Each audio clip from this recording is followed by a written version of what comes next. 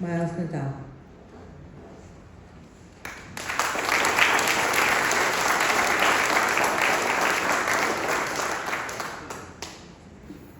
Good afternoon, ladies and gentlemen. It's really an honor and a privilege for my family and I to be here. My late father was born in 1914. He was born in Montreal. He moved in 1933 to Toronto and he changed his name from Nadal to Nadal. He changed his name because there was no opportunities for Jews to get jobs. He wanted a job at the T. Eaton Company and he pretended to be French Canadian. In 1958, I was born, and I learned very early on about charitable giving because we were the beneficiaries of the charitable generosity of Federation. I wanted to go to summer camp. We had no money, and the Federation gave me a scholarship to go to the JCC at the corner of Spadina and Bloor. And I knew it was a privilege to go there, and I said one day if I ever have the privilege of giving back, I will do so in honor of all of the people who were kind enough to enable me to go to summer camp. I learned I'm a professional plagiarizer. I am not capable of an original thought. I have always followed great leaders. I followed the generosity of people like Rosalie and Izzy Sharp, like Lawrence and Fran Bloomberg, like Lloyd and Gladys Fogler, like Heather Reisman and Jerry Schwartz, like Larry and Judy Tannenbaum. And although I was broke, I said one day, I will have means and I will make a difference in the world.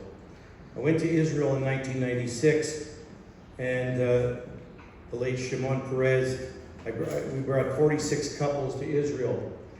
And he gave a speech, and I did this with Lynn and Brent Belsberg, and he said, it was on Shabbos, and he said, Mr. Belsberg, your grandfather was a great man.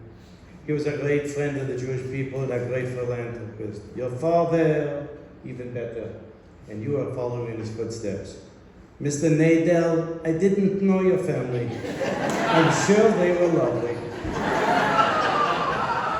And that had an indelible impact on my life.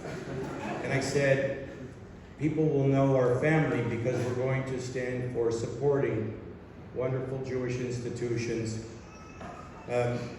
and making a difference. There's a great quote that I use from Forrest Witchcraft. He said, 100 years from now, no one will ever remember the car you drove, the house you lived in, or for that matter, how much money you had in your bank account, but the world may be a different place if you've made a difference in the life of a young person.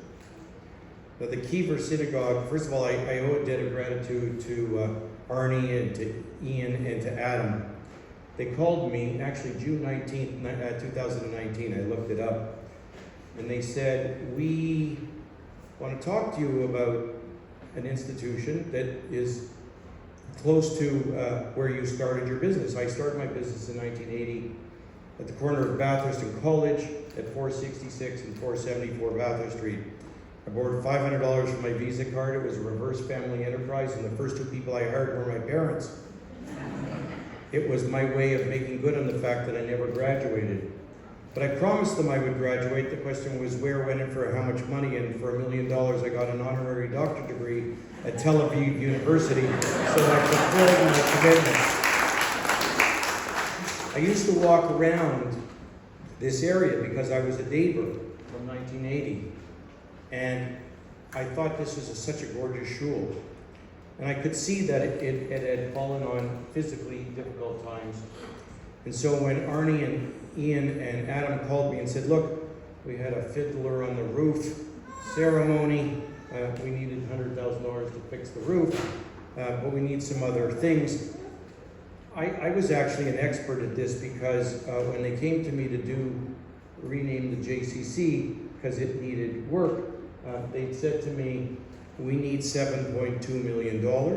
You should put up a quarter of it. I should be very clear. I've never made a commitment for a charitable gift until the last 15 years that I could afford to pay. But somehow, when my CFO said we can't afford this, I always said, you know what?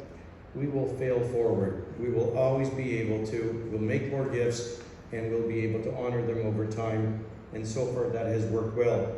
So when they came to me and said, we need additional means, I said, well, how much do you think?